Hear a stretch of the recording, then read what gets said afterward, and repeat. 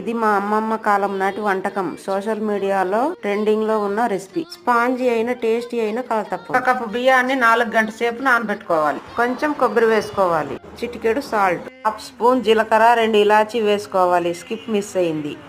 1 cup rice కి 1/2 cup అన్నం వేసుకోవాలి. ఇది మొత్తం మిక్సీ పట్టుకోవాలి. కొంచెం ఆయిల్ వేసుకొని ఈ కొబ్బరి అంతా దీంట్లో వేసుకోవాలి. బ్రౌన్ కలర్ గా ఫ్రై అయినాక పిండిలో వేసేసుకోవాలి. 1 గ్లాస్ నీళ్లు వేసుకోవాలి.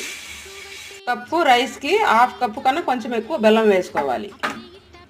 బెల్లం అంతా బాగా కరిగిపోయింది. ఇప్పుడు వేడి మీదే వడగట్టుకోవాలి. వడగట్టుకుంటే ఏమన్నా డస్ట్ ఉంటే పోతుంది. దీన్ని బాగా కలుపుకోవాలి. బేకింగ్ సోడా కొంచెం వేసుకోవాలి. ఇప్పుడు ఆయిల్ వేసుకున్నాను. ఇప్పుడు ఈ పిండి వేసుకోవాలి. ఇలా పిండి వేసుకున్నాక లో ఫ్లేమ్లో మూత పెట్టుకొని ఉడికించుకోవాలి. చూడండి, ఇలా ఉడకాలి.